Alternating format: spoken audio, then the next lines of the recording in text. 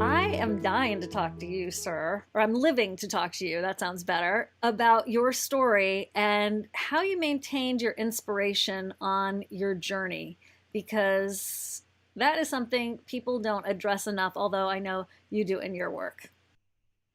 Yeah, well, I appreciate you asking. And I guess a little bit about my story. I mean, I think, so I grew up in a very, idyllic American household. We had junk food meals, breakfast and lunch, but my mom cooked most nights. And so for all intents and purposes, I probably should be pretty healthy. However, I didn't get the best start to life, and I don't think I got the best genetics. And so by the time I graduated college, I was about 240 pounds. I'm about 180 right now. And I was having a lot of gas cramping and bloating, and I was actually nicknamed by my family at that point as Gas Man. So that was my family, not even my collegiate family or my friends.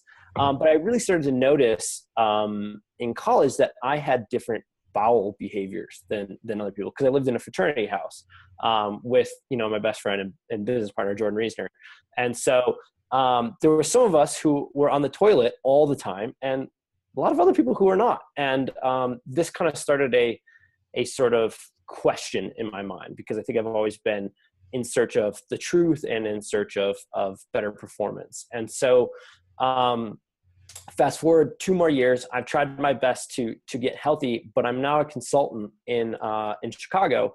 And the happy hour lifestyle, alcohol, high stress, for the first time ever, I'm in charge of clients and that kind of thing. And I'm having gas and bloating so bad that I'm literally crying every day. And this is before I've done my therapy work and I'm okay with crying. I didn't know men who cried back then. And so I thought there was extra levels of issues going on. So I finally said, I don't know what's going on. I've tried lettuce and chicken broiled, and I've tried just oil and vinegar, and I can't lose the weight. I'm still 30 pounds overweight. I'm doing HIIT workouts. I'm doing strength training, doing everything I know how to do.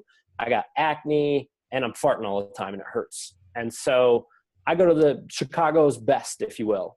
And essentially, doctor after doctor in a row told me as was I 24 at that time, as a 24-year-old, that I didn't have the markers for celiac disease that they knew of at the time.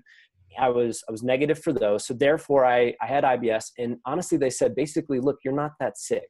Suck it up. This is your genetics.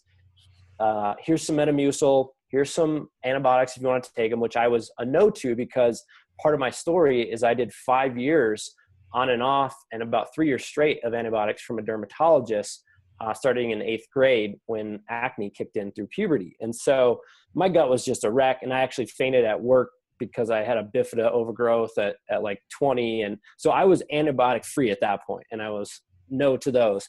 So after I walked out of those doctor's offices, I was like, you know what? I'm going to man up, right?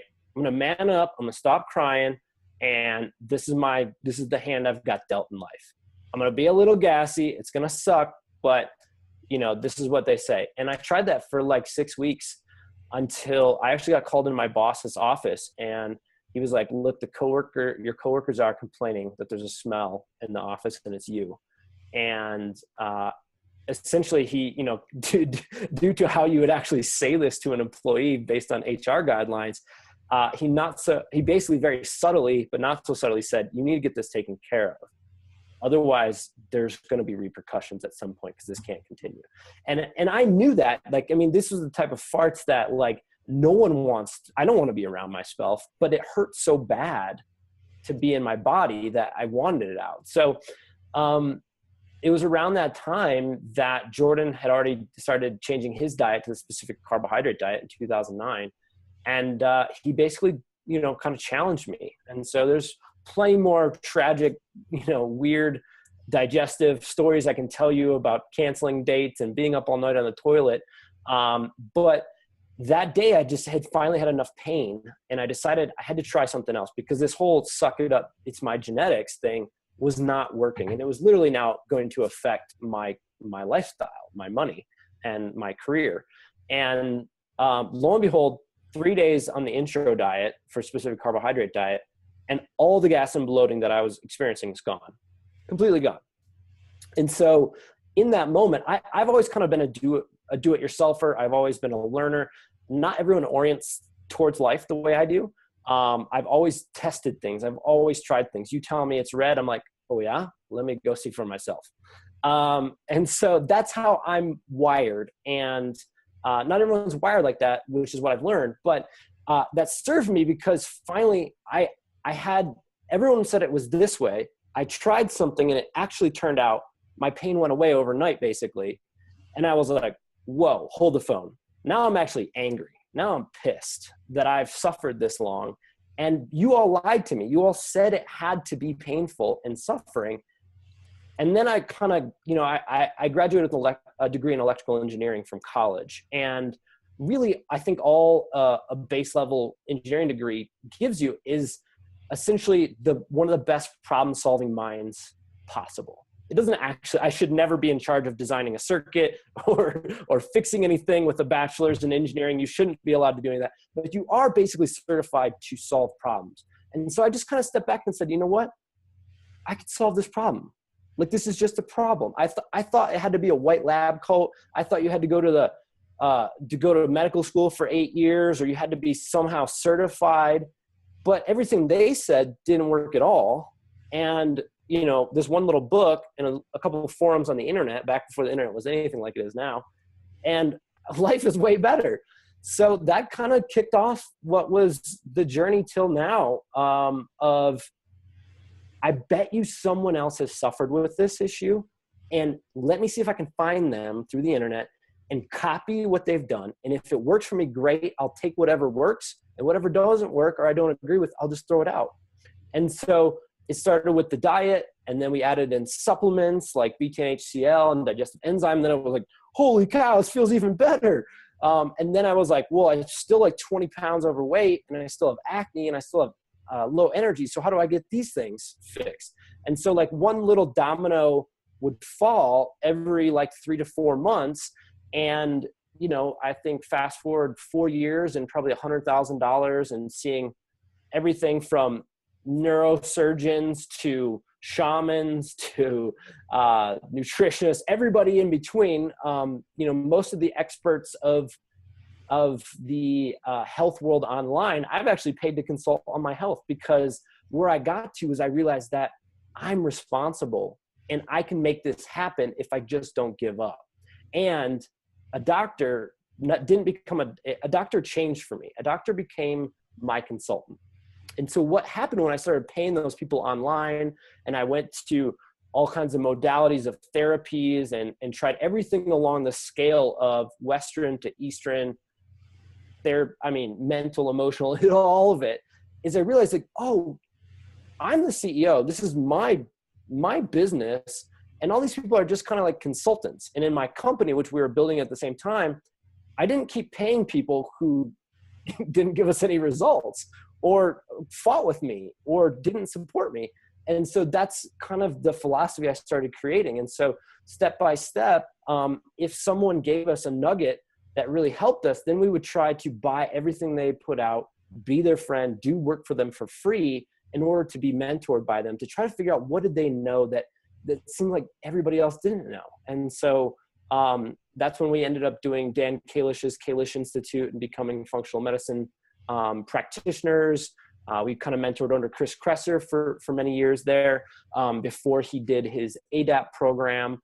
And that was kind of the philosophy. And so I'm happy to report that I think it's all been worth it for sure. I'm really happy that this has been my journey. It's been one heck of a journey. But I think that if you just want to go for it, go for it, Well, it's like, don't you end up feeling like you're a medical detective? Yeah. Yeah. Yeah, you really do. I mean, I feel like I'm kind of on the other side of the rabbit hole right now. And so if you talk to me at different points during those many years, I would have been and sounded differently. And I do sound different because my writing is on the web from the first days of the specific carbohydrate diet till now. And so I went through an evangelistic phase for first 2 to 3 years of this stuff. I was like, this is the most important, this will work for you. And then I realized that not everything works for everybody, and that there are other ways to do things. And I went through the detective phase of reading all the research and just totally convinced of different genetic deformities that no one had found, and cancers and things like that. And I've gone through the burnout of that. I want to encourage people too, when it comes to SIBO and when it comes to complex disorders that are involved with SIBO, because SIBO is many times just one of many root causes of something like fibromyalgia or GERD, or even something like myself, who is only diagnosed with alternating constipation, diarrhea, IBS. But at the end of the day, I had 2 parasites. I had a yeast overgrowth. I had estrogen dominance. I had adrenal fatigue that actually was probably due to the hypothalamus in my brain, not actually anything to do with the adrenals. My thyroid was suppressed due to all of that. I think there was many other things, but I can't remember right now. I don't have a list in front of me.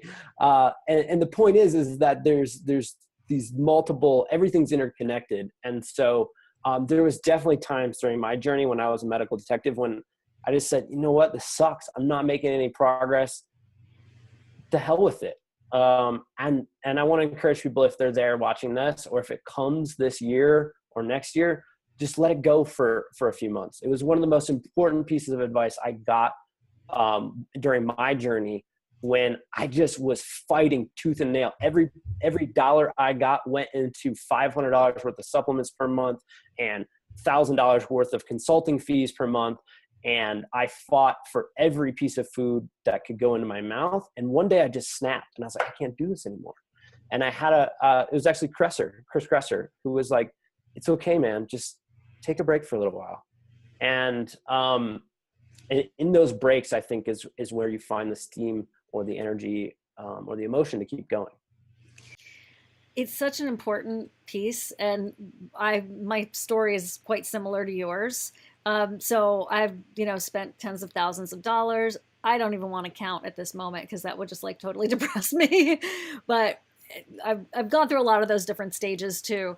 And I do find that what you're saying is extremely practical for me too. Sometimes I just have to take a break, and I have to weigh that between how am I going to feel, because I'm probably not going to feel great physically if I eat something that's really funky, but giving me a big payoff emotionally or taste wise in that moment. And then also, like, I'm constantly asking, like, am I going to go through a long-term setback? And that was, that's totally coming from fear, reasonable fear, but it's a fine line to walk. But getting burned out is so dangerous because it's so easy to get into all or none thinking. Yeah. Yeah. And I actually think that's why you really need a support group. And I don't know if the internet actually is good enough for that. I mean, like an actual friend in your life who sees you, who will come to your house if you haven't left for 5 days because you can't figure out where the organic food is anymore, or an actual practitioner. I'm a big advocate for a well-trained practitioner, not just any practitioner, but they can help you during these times. Whereas a forum and a Facebook group, they're great for certain levels of support, but they don't fill this void, in my opinion, because you do have those concerns as a very informed patient, or even many, I think there'll be plenty of practitioners who will watch this, because many of us start off as complex patients and end up as health professionals. And even they need someone else who kind of can let them know, like, you know what, you're probably not going to have a long-term setback. Just go for it. Just take a break. Versus you sort of, there's so many ways your own mind can rationalize and figure out the entire picture such that it falls perfectly in your favor of doing something or not doing something when you needed to do the opposite. And so I'm a huge advocate for having buddies in this journey that you actually speak to, like video, voice, and having practitioners who actually get it. And isn't it cool when you hear them in the back of your head before you're about to make a wrong decision, and then you hear their voice, or, oh, there's some sort of that accountability, and like you change track because you know it's the right thing, and you've got them there, like even mentally cheering you on.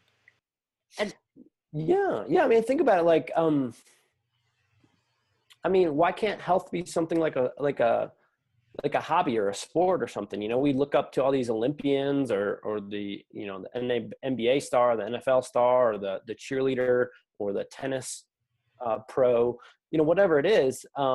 I think the awesome thing about where we are with society is that podcasts and video and blogging now allows you to essentially pick an expert, pick a guru to follow, and you can kind of use them as sort of your mastermind group. Napoleon Hill's Think and Grow Rich, the original book that actually started all of the personal health industry. If you haven't read that book, it's written in the 1920s, and it's basically every concept in there is in all the rest of the books. But he talked about having a meeting of the minds where he would have people like Einstein and other people who are dead, but he would run his ideas and his problems through their mind. Like, what would they do?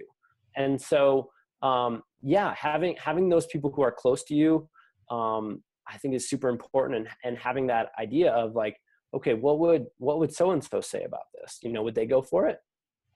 Interesting. Right. It is interesting. And I'm a big reader myself, as you can see. And it's that, willpower is not as strong as peer pressure, in a good way or a bad way, it depends. So I love the idea of creating that committee. And it sounds so obvious, but I think a lot of us with different long-term chronic conditions, we can feel so isolated. And the fact is that you're not, but if you have any shame about whatever you got going on, then it's quite lonely. Yeah, it can be very lonely. It can be super lonely, especially if you're not in a, shall we say, progressive area of the world on this stuff. Or you're not in a family that thinks it's a good idea, or they think it's like, oh, you and your twigs and berries and all that. I don't know if you experienced shame at all, but how did you, and how did you deal with that? Yeah. I mean, I definitely had a lot of shame, especially around farting, just my gut in general, thinking that I'm broken, and not worthy at times. And I think, how did I deal with it? I think when I was less aware, when I had spent less time focusing on the present moment and being with what actually was, I self-medicated just like I was self-medicating through other ways. And so I self-medicated through sugar. So at times I would just, back when I was really hardcore on the specific carbohydrate diet, I'd eat a whole box of those golden raisins and then just be in pain the next day because it hurt so bad. I would take and just shoot honey in my mouth because I was stressed out, or I was feeling ashamed, or it didn't go well. Or I just fall right off the rails, and, I'd be drinking heavily, from time to time, using tobacco, or avoiding it, like just going out and not being with it and just socializing until the cows came home, to sort of not be with what was actually happening, the shame and everything. And, and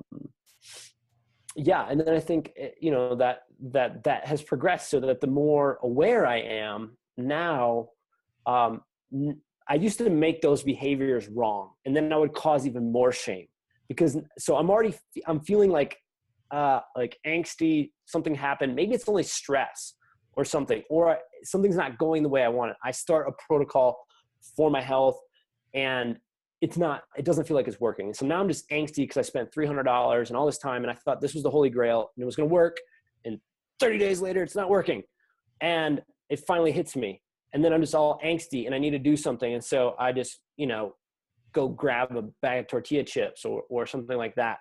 And so I used to then make that action wrong. And then I was wrong. I was full of shame because of that, because I couldn't control my actions. I cheated. I did it wrong. And then a lot of times, sometimes I would spiral out of control. Then I would completely fall off the bandwagon. And that's different when I would just totally disengage and just go out and get a burger and fries and a wheat bun and just go for it. That's totally different than taking a break purposely that we talked about earlier. And so I think the way through that is acceptance, just acceptance of the behaviors. Everybody does it. Some people do retail therapy. Some people do talk therapy. Some people, I'm not making light of this, but some people cut themselves. Like there's a lot of ways to self-medicate through these issues. And so I made things a lot worse on myself because I made everything else I did wrong and I made it about me. Versus now where I'm at, when I do those actions still, sometimes I'm much more aware that that's what I'm choosing. Like I'm like, like this is not how I wanted today to go. And what am I gonna do? And I'm like trying. I have a lot of different various ways to work through this at this point in my life that I've developed and put time and effort into. But sometimes it still ends in chocolate and whiskey. I mean, it still goes there, or French fries, because who doesn't like some Parmesan French fries sometimes? But when I do those things, I have sort of moved from that action means I've now harmed my health, and I'm now doing it wrong, and I've now negated all the effort I've put into this into, okay, that happened. Now I'm, maybe I'm now a little farty or a little gassy. What do I want to choose going forward? And I think that's where I am with it now. And I think it's constantly evolving. That's such a good point, because a lot of times I think we can go, oh, well, if this herb or this script, that's the one. That's going to be the one that fixes me. I'm going to be all better. And it just gets to this point of where you then go through that whole cycle of, well, that didn't work. Now I'm disappointed. Oh, nothing's going to work. And it's just such a tricky place to be. And you feel bad. Like you feel bad mentally, but you're also feeling bad physically. So it's so important to do whatever, like meditation, prayer, journal, whatever you got as far as the tool goes. Get the companion, get the mentor, get the other person who's in it with you. Maybe you do meet online in the Facebook group or whatever, and you can take that further, so you're not as isolated or shaming. And I do love the work of Brené Brown. I do love and am inspired by her work about shame. How do you feel about that? I love her. Number one resource for shame. Do the work. I actually do the book and do the work. If you're just listening to this now and you are in full on pain right now from something like fibromyalgia or even just SIBO, I hope that maybe whatever's happening for you, maybe you're getting angry at this talk right now. Great. I hope you're angry at me, because that means that there's an impact there. And I actually do think that these illnesses are a perfect gift if we can get there. And I think the work from Brené Brown is an amazing way to get there, an amazing way to deal with cheating on your diet, shame, even just grief around the pain. Like all of that stuff is allowed and can come to fruition. And I'm not negating someone's pain. And I have had stabbing knives in my gut night after night. I've had fissures. I've filled the toilet with blood. I've run the gamut here, guys. And I know pain very deeply. And I don't know your pain, but I will say that the mental side of the game is something I neglected for 4 years. I thought it was physical. I really did. I went through everything. I thought it was the supplements, and then I thought it was the diet, the supplements, the tests. And then I was like, well, damn, it's got to be structural then. So I spent thousands and thousands and thousands with chiropractors and it's got to be this is out of alignment and blah, blah, blah. And then the biggest breakthroughs I've had after that, after like the fundamentals of nutrition and supplements and getting checked for these functional medicine root causes, the biggest gains after that have been all on the mental side, the emotional mental side, the spiritual mental side, and I think just the mental side, if we're going to break it down like that. So you got to deal with the underlying causes. You have to find someone who really knows what they're talking about with your health. You've got to get certain tests to find out, do you have parasites? Do you have SIBO?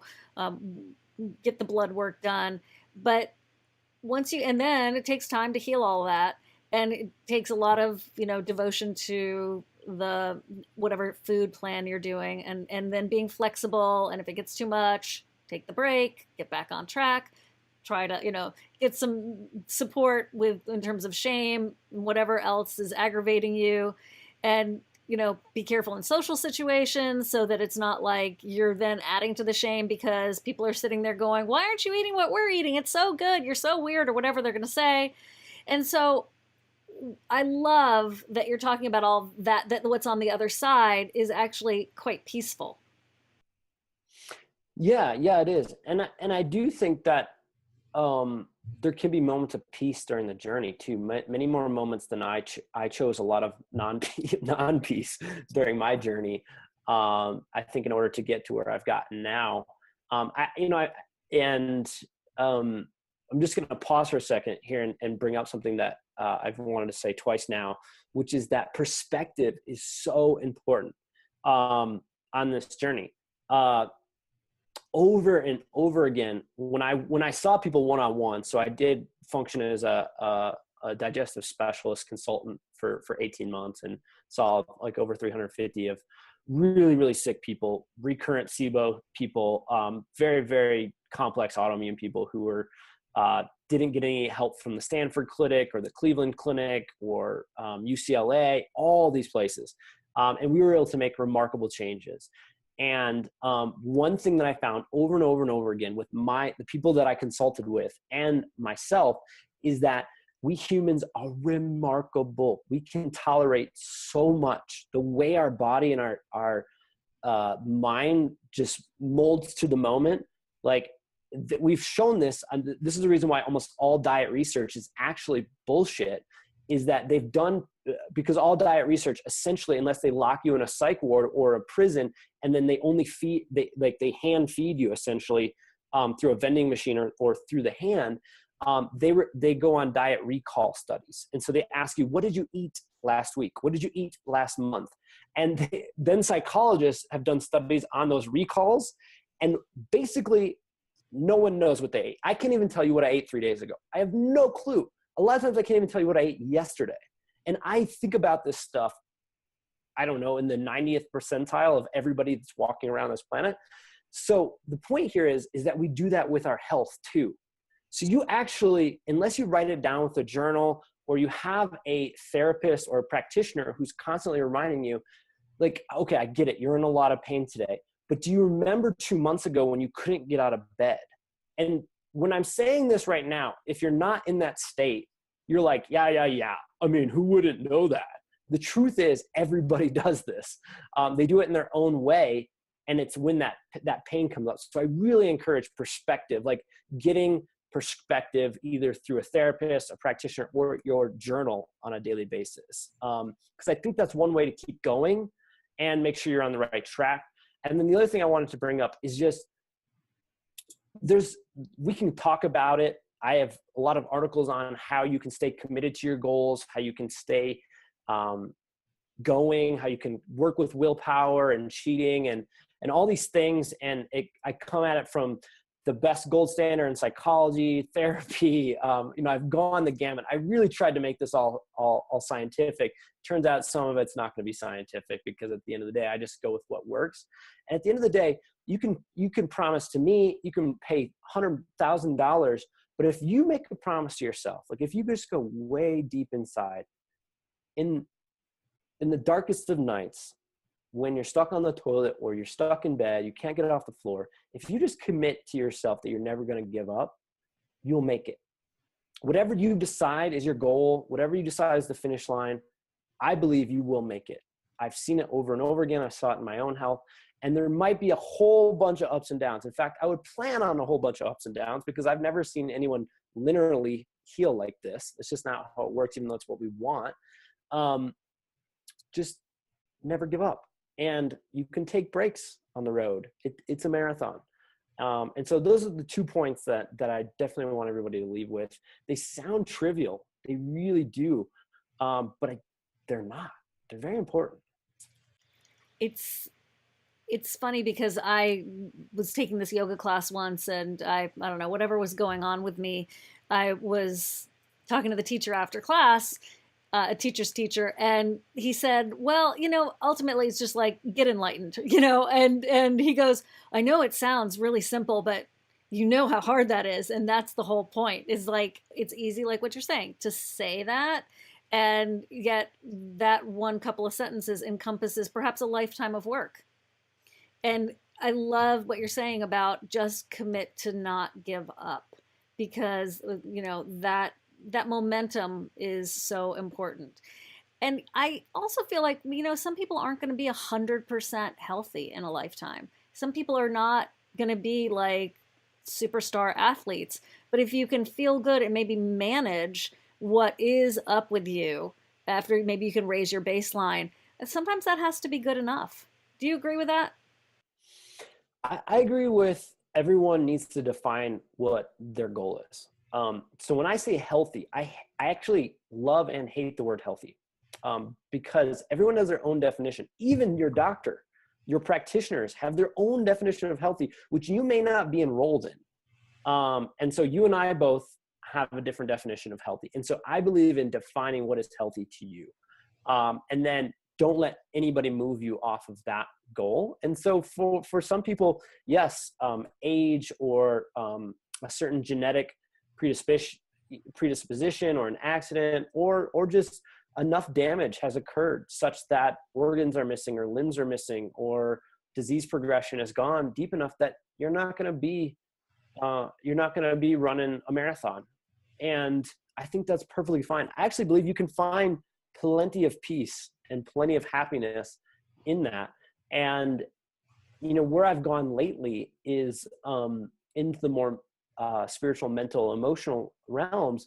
And what's really fascinating for people out there, especially SIBO, because SIBO can be really painful, like super painful. And I had a lot of that gut pain, I felt like knives were just being stabbed into me, is if you look at the back pain stuff. So there are, I could be misquoting this, but I think there's something like 60% of Americans who have herniated discs. It's somewhere in that. It's so large, you're like, what? I might have a herniated disc, because it's the majority of people have herniated discs. However, not everybody who has a herniated disc actually feels any pain. It's the small minority, something like, again, a minority of those people, like 20%, are like incapacitated. Like they cannot move, they're in so much pain. And I believe all of that pain is actually real to them.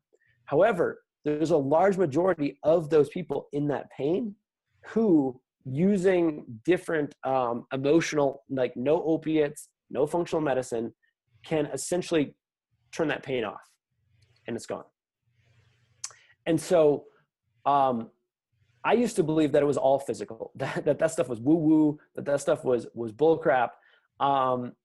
But here's the thing. I never, so there's something called visceral hypersensitivity. So I haven't spoken about this before because I haven't really formed out the rationale. So we'll see how this comes out. So there's something called visceral hypersensitivity that many people who have SIBO do suffer from. Now, what's interesting with visceral hypersensitivity is that you can have two people and they produce the same amount of gas, but you can also have IBS people who produce a higher than average amount of gas. And one person with visceral hypersensitivity will be in excruciating pain, physical pain. The other person who has IBS is just gassy and maybe bloated. Maybe their pants don't fit that day. And to them, it's just a nuisance and they want it to go away. and this person is like crumpled up on the floor, dying. It feels like, at least for me, it felt like that on bad days. And I still had that.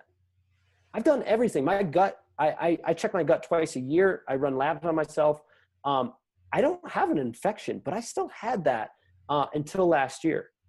And the only thing I spent my time on last year was things like the work from Brene Brown, deep work on myself through cognitive behavioral therapies, group therapies, authentic relating, and some shaman work.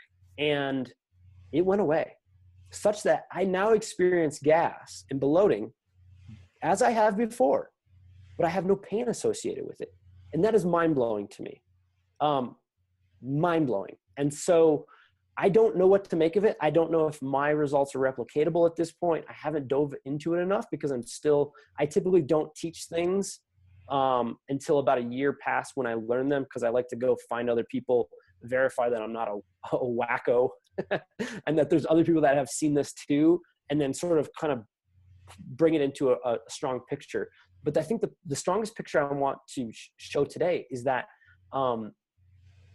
even if you're not able to get fully healthy again, or even if you are on that journey, I want to offer the idea that there's a way you could do it potentially if you focus also on the emotional and the mental, in which it could be less of a struggle and less of a sufferfest and more of an exploration of life in general and in health in general.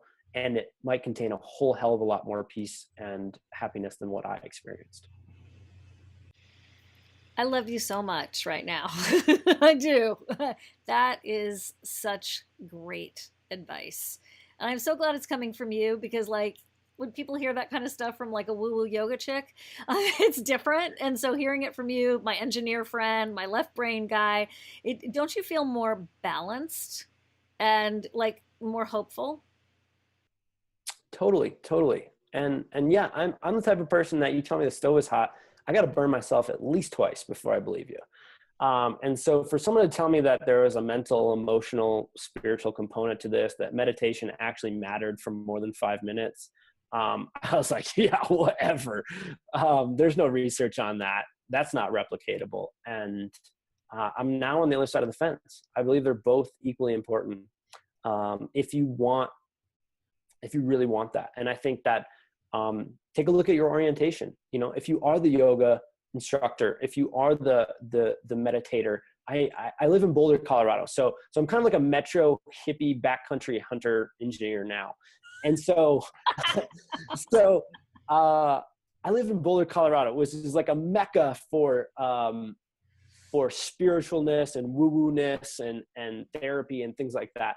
And I have so many really, really talented, brilliant friends who have done the mental and emotional work such that they think that they can control the physical part and not do the testing and not change their diet fully. Or they just go gluten-free and they're like, oh, that's all I need. Why would I spend $500 on some tests?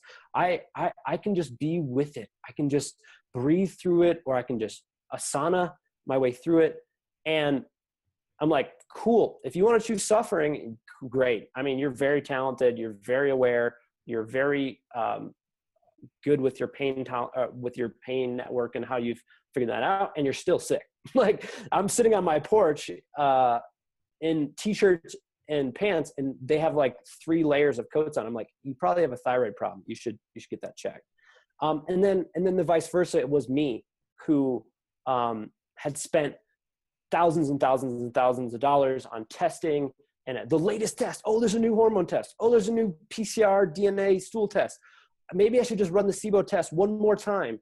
One more supplement. If I add this one new cool supplement, that will be it.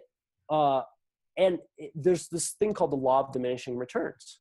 And it's a force of nature. It just, you can't escape it. It happens everywhere. There's also something called statistics, and you can't escape those either.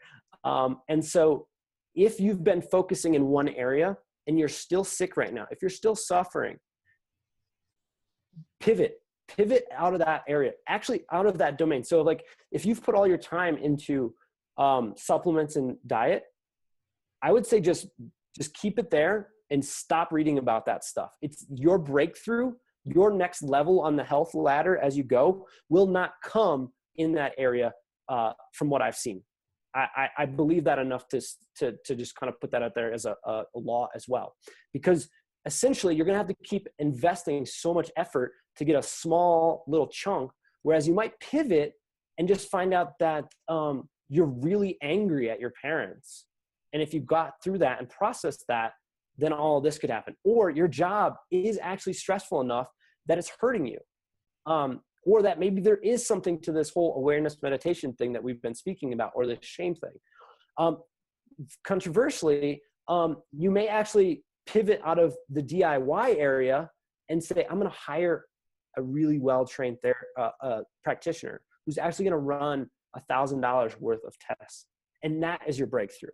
But whatever you're doing right now, if it's feeling like you're stuck in the mud and it's feeling like you have to be that medical detective, it's highly likely, I would invite you to the idea that you have chased the rabbit too far in that direction. And it's time to go like 90 or 180 degrees away from that and see if you can get a breakthrough somewhere else, because then that will just help bring everything else back up.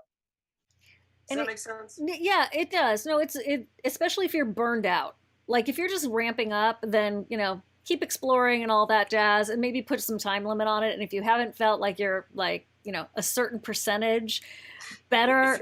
If you're not getting better every 2 months, change. So 2 months of dedication, not like half-ass, not 80-20, but 2 months. Give a practitioner at least 2 to 3 months. Give a diet full on 2 to 3 months. Give something like enzymes and betaine HCl or something 2 to 3 months. But if you get to that window, which I see this over and over and over again with people on autoimmune paleo, SCD, GAPS, blah, blah, blah, that they've gone 3 months and they saw improvement versus how they started. Again, this is why you need a journal, because you could get 3 months out and be like, oh, this didn't work at all. But really it did. It got you much higher. It got you 50% better. But now you want much more. Then it's time to change.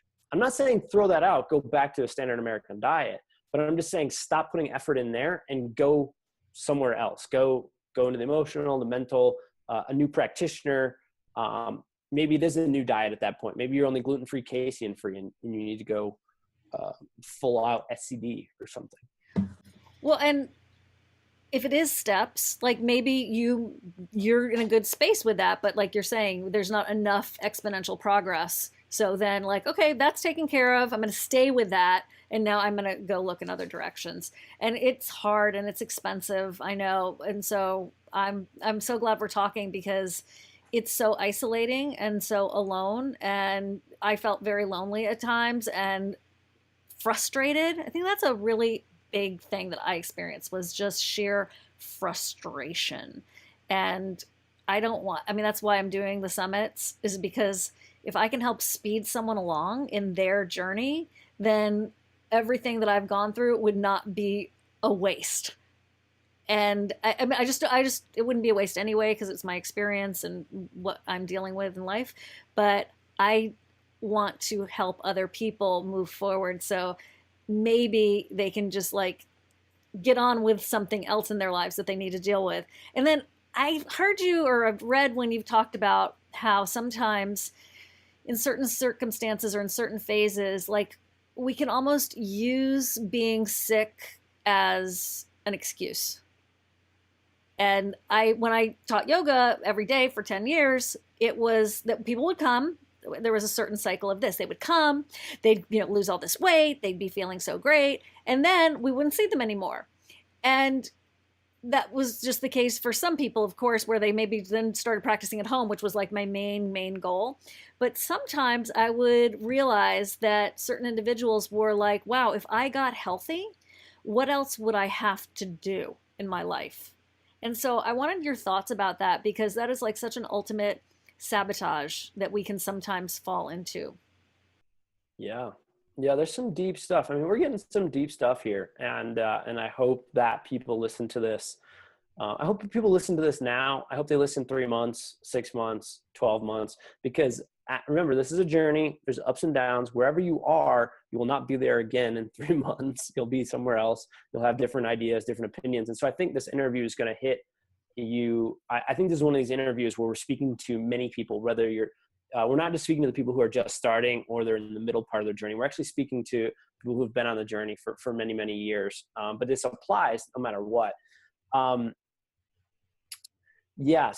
So we humans, we're such beautiful creatures. We are very good at getting our needs met and getting our values met. So whatever we value or whatever we want or need, we're really good at doing that. And we will do that unconsciously all the time, whether we're conscious or unconscious. So what I'm saying right now is not trying to insult anybody or do anything, because I've done it, Jordan's done it, you've done it, everybody's done it. We all try to get our needs met on a regular basis unconsciously. And it's just how our makeup is. And so don't fight that. Or maybe, read a few books on it and then you won't argue with us. But so the point here is that being sick does meet some needs usually. So for instance, if you have a girlfriend or a best friend or a boyfriend who takes care of you when you're having a particularly bad day, or if you get special treats from your parents, or you get certain type of love, or you don't have to go to work, those are all in some ways rewards that typically feel good for people who are sick. And then conversely, if you get well and you've been sick, you might associate that with like a big opportunity. And then you might have dreams attached to that opportunity, such that you were going to be a businesswoman or a businessman, or you're going to start that company, or you were going to start the orphanage or save the water. I don't know. Whatever you made up and you linked good health with, then there can be all this pressure and all this responsibility that's just all unconscious. It's all just made up. And it can be lurking back there such that it feels heavy for you to get well. Because then you would lose out on the love that you're getting and the care you're getting, and the people calling and checking in on you. All those things are going to go away as you get well. They'll be replaced. Let me tell you, they'll get replaced with other love and other care. So it doesn't go away. I want to let you know that there are other ways to get this need met. But then you can also have the downward force to stay sick, which is that you now know what it's like to not be able to go do what seemingly other people could do. So you're judging the shit out of them for not doing something. And then what you realize is you start judging yourself, because if you were to get healthy and not take advantage of that, if you were to get healthy and not go save the world, then you would be just like them, who you judged and who you're envious of and jealous of. And so there's a lot of dynamics there that are very individual, that can keep us really stuck in this sick place. And I want to invite everybody listening to the idea that how sick you are, whether you're bedridden all the way up to walking well, kind of like I am, where you just want more performance, you want it all, that unconsciously and consciously, you're always trying to get your needs met. And so if you can spend a little time there, I think you can really start to tease out some ways in which you're making progress towards your values or you're not. And so let's say that love is one of your high priorities, high values, or connection. Most people, we would call it connection. And connection's up here and health is right here. You will always keep your health worse if you think it's giving you connection. So what you could do is reorient how you get connection. Therefore, your health is free now to be associated with something different. And so John DeMartini does a lot of work in this area. He can help as a resource there. But yeah, I think at the end of the day, don't make yourself wrong for this. We all did it. We all do it. I think it really is an equal scale. Like, I think it is. I think everybody's just doing their best. Whether you're sick or well or in pain or not in pain, even right now, I'm not even sure if this is making sense to people. I really hope that there's some comments or some emails. I've never talked about it quite like this and this deeply. And so I don't know if people are going to resonate. Yeah. I don't either, but it's what I call, like, you know, like you were saying, like in the darkest, most inner, it's the interior life. And there's, look, I'm not saying, and you're not saying, so like if we've like really pissed off people right now, we're not saying that if you have cancer, you're digging it. That's not what we're saying. So don't hear that when that's not what's being said. I know what that is. My mother had cancer. I took care of her for 10 years. We're not saying any of that. But what we are saying is it's something to look at in terms of even just like how you do self-care. Like, maybe you do have leukemia, or maybe you do have SIBO, or whatever. I'm just making, maybe you have an ingrown toenail and you limp. I don't know. But it's something just to look at in terms of, well, if I take really good care of myself, then I am going to get better. I think we're dealing, for me, this conversation has a lot to do with the free will part of it and how you address the self behavior that you can to impact change. Is that what I think? That's what you're saying too. Yeah, I think we're speaking to responsibility, taking responsibility for everything. So here's something that's really powerful for most people who are ill or who have a health condition of some type. Take responsibility for it. It sounds insane when you've never heard of this. It actually does. It sounds infuriating. I was so pissed when people told me about this. And they're like, why don't you just take responsibility that you have IBS and you're in a lot of pain? It's your fault. This is all, you created this. And at first, God, that pissed me off. And it was through that little portal, what that did was give me enough aggravation. Basically, I have a few rules in my life. And one of those is if something really pisses me off, I will spend more time with it. Because clearly there's something there for me to learn or something for me to understand if I'm really infuriated by something or if I'm really afraid of something. So I go towards fear, go towards anger. There's something there for me. And so going deeper into that responsibility, I think it's like a portal. Like it just opens up this new thing where I'm not saying that you created cancer or you created SIBO or you manifested it into your body. I'm not saying any of that. However, I'm saying you're here right now, today, watching this or listening to this. And one way to potentially have a breakthrough and have a lot less suffering might be to claim it all. Claim all the pain, claim all the upset, claim all the financial ruin, claim all the family ruin, claim all the social upset that it's caused, all the tears, and just claim it all. And then let it all go. And it starts with claiming it. The last part, the letting go part, you'll get into that once you get to the rabbit hole. But maybe those values could be transferred here. And so if something in our talk today has angered you or has stirred that little butterfly fear effect in you, I would bookmark that. I think that's probably where a breakthrough could come for you. Because I actually think that doctors and nutritionists and us right now, we are not healing you. You're going to heal you. We're just giving you ideas. And so I actually think most people know what their next step is. They know it because they feel it. They feel that anger or they feel that fear. They feel that calling. But it's usually like, whoa, what? You mean I got to eat starch again? I've had SIBO for 2 years. I got to eat a complex carbohydrate again? I can't do that. Are you kidding me? That goes against my entire religion of food. And that might be the answer because your hormones are depressed, your T3's down, your cortisol's down, and your gut flora have nothing to live on now. And you need prebiotics. You need complex carbohydrates back into your diet, and starch is the way to do that. So I think most people listening right now already know the next breakthrough. The question is, are you ready to go for it? Like, I kind of want to push some people, like, step up, go for it if you want it.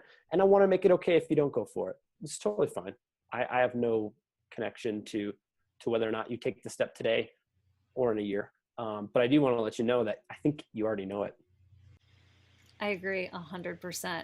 But if you claim it, it instantly takes you out of victim mode. Yeah. And it totally empowers your consciousness and whether you do anything with it or not. But it does, I think it just really relieves a pressure and a burden of almost like you versus them, and whatever that them is. Maybe that them is SIBO, or that them is IBS. And it's just gets you more into that state of this is what it is. What if, here's an idea. What if you weren't sick? What if you felt exactly like you felt today, but you weren't sick? It's kind of like a Zen koan maybe, but it's a Steve Wright idea, koan or something. What if you weren't sick? Because a lot of times we label ourselves as SIBO, autoimmune, sick. And then, like you said, that separates us. We now have a division. We feel less connected. We feel more isolated. We feel more alone with every label that we put on ourselves, including sick. But what if we even throw the labels out? What if you weren't sick? What if this was just life? This was just your go around this time, and that health falls on a continuum. And on one side, we have like Olympic athletes who are actually, a lot of them are very sick, but some sort of pinnacle of health. Fitness people are typically very sick, actually, if we talk about longevity. And on the other end, we have like terminally ill. Like it's going down, and it's going downhill fast. What if this is all just a continuum and you just weren't sick? It was just like, oh, today I'm over here. Today I'm over here. I would like to move more this way or more this way. That's the direction I'm going. What if that was how you oriented towards sickness? I think it's possible you might feel a lot more love, happiness, peace, connection, a lot less separation, a lot less anxiety and depression, because you're not making it wrong how you feel right now. That's deep. That's good stuff. That's good stuff. Thank you so much. I don't know, we haven't really talked a lot about specifics in health, but I have a lot of other people that are doing that. So this is exactly what I wanted to talk to you about. And I do, however, want to talk to you about, and thank you for being so open and so vulnerable. It's very, very helpful. I did want to talk to you about your Hcl Betaine Protocol, because there's so many people with GERD and so many people that are doing things that are not helping their hydrochloric acid. And I talked to several doctors, my traditional doctors, about the alternatives to whatever I was doing to help reduce or eliminate my stomach acid because it was so much pain. And when I told them about the Hcl protocol, they were like, physically impossible. I've heard about it. No way. And I had to attempt it 3 times. And on the 3rd time, it definitely changed my life for the better, magnificently. So I just want to hear your story about that, because I know it's also was very profound for you. Yeah. Yeah. So look, this is how I orient towards the world again. I try to find like crazy people, like people who are pushing it really hard. And then I try to look at what they're doing and what their recommendation, because they're typically way ahead of the curve. So like what the government says or what the medical doctors say, they're like 20 years behind the curve. The people who really know how to hack this stuff, people who really know how to get people healthy, they are on the, they're underground. And so I like to find the underground people who are getting amazing results and listen to what they have to say and try to use it kind of skeptically. So there's a guy named Charles Poliquin. He's trained like 800 Olympic athletes. He's a big dude with a giant heart, but he is grading to people, and he's a personality, and he's very opinionated. And a long time ago, back when the web was really weird, he posted about how most athletes couldn't even essentially should just stop taking all their supplements, like the amino acids and the protein powders, because they couldn't use the protein anyways because their stomach acid was so bad. And so he put all of his athletes, the majority of them anyways, who needed it, which he found to be the majority, on betaine HCl for their digestion, because they weren't even getting the amino acids that they were working so hard and spending so much money on. And it turns out Dr. Jonathan Wright, with his book on why stomach acid is good for you, had a very similar conclusion, but he was very much opinionated, and he was also a very big personality. And so they both kind of, got pushed away from not a lot of people would talk about them because they're big personalities, they're very opinionated. But both of them have enormous case studies of people getting well on betaine HCl. So here I am eating the specific carbohydrate diet, and I'm burping all the time, because I'm now eating meats, fruits, and vegetables. And I come across this post, and I'm like, okay. So I got some betaine HCl, and literally the next day after I did this challenge, because I took one pill with a chicken breast or a piece of meat, whatever I was eating that night, nothing happened. And then I took another pill the next day, nothing happened. Well, I started ramping up, and I got somewhere around 5 or 6 pills, and literally went from gurgly weird noises and burpiness and those kind of fishy burps, or those, you're around yourself or, your spouse or somebody and they burp and you're like, oh, you ate tacos. Those are pork tacos. Yeah. You put that on my face. Yeah.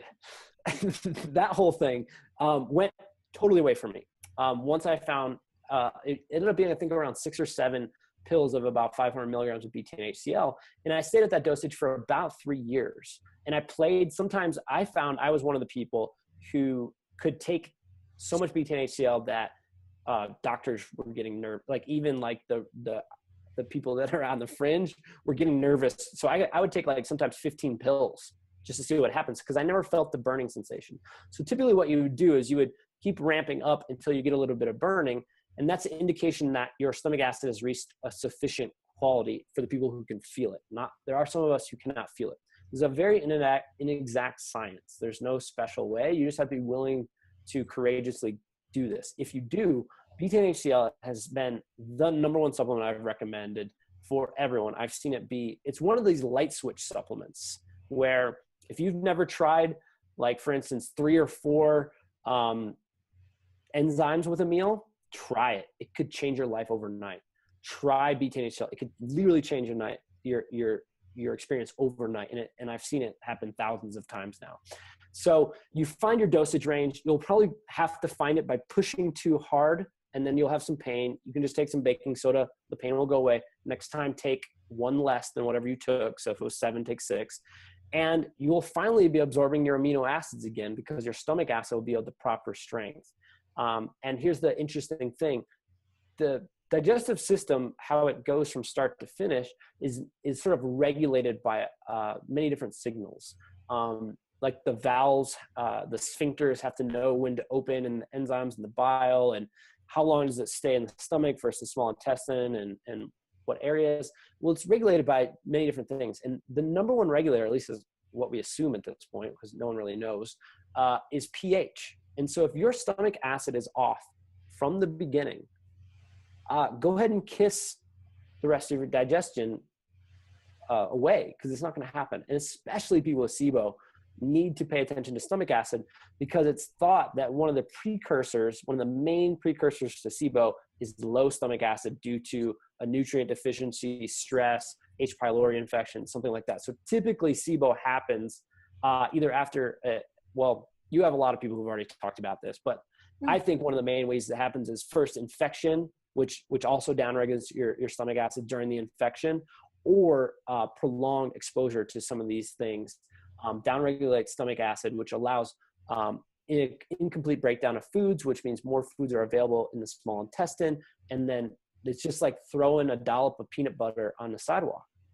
Life is life. Life will show up to get rid of that peanut butter. It could be a dog, it could be ants, it could be a raccoon and ants and a dog. The same thing's going to happen to your small intestine. You keep throwing dollops of peanut butter in there because your stomach acid and your digestive enzymes aren't correct. Life's going to show up to take care of that. And so I think stomach acid and I think betaine HCl is a huge part of healing for everybody with a chronic issue. For those people who are on apple cider vinegar, that's cool. I think it's not doing any harm. If it's working for you, great. But I have found that when people switch to betaine HCl, if they figure that out, if they're willing to go there, they typically see even better results than betaine HCl or than apple cider vinegar.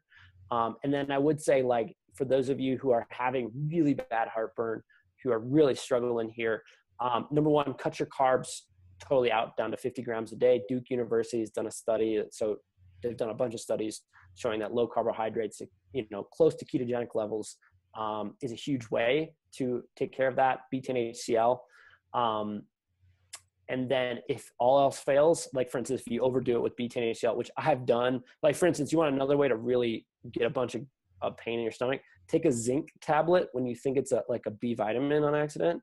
Oh God, you will pay for that one. So what do you do when you have those instances and you're a biohacker, you're a DIYer? Baking soda. So just take baking soda. You're going to be pretty good, even with, several different, half teaspoons or something like that. Within a short period, you'll survive. And that's probably the fastest way to get rid of it. When the other thing you can do is, if you are getting those burps and you've taken 5 betaine pills, you can take a sixth one, even like 15, 20 minutes later. And a lot of times that'll go away. Do you take it before you eat or with the meal? And can you take it after also? Yeah, I take mine after. I used to try to take it in the middle. I've tested in the beginning. But if you just think about the physiology, the way the physiology works is that the food gets chewed and starts stimulating the gastrin and all these juices. And then slowly over time inside the stomach, this is my stomach model here, inside of the stomach, the pH is going to get more and more acidic over time. And the reason why is that acidity is slicing up the bonds on the food particles. And so if you take it after your meal, that's essentially when the acid levels would be rising anyways. So I tell everybody enzymes, HCl, totally cool afterwards. No need to rush them. Take it with as small of water as you can, because that's just kind of how the physiology works. Very cool. Very cool. I so appreciate you. All the work you do, all of the vulnerability you reveal, all the inspiration, all the information. And I know that so many other people do, people that you know of because they're on your list, or people that just stop by the site and, your information helps them, and you don't even know it. So I just want to acknowledge that and say thank you. Say hey to Jordan for everybody. Hi, Jordan. And thanks so much, Steve. I really appreciate you. Yeah, you're welcome. Thank you for those kind words.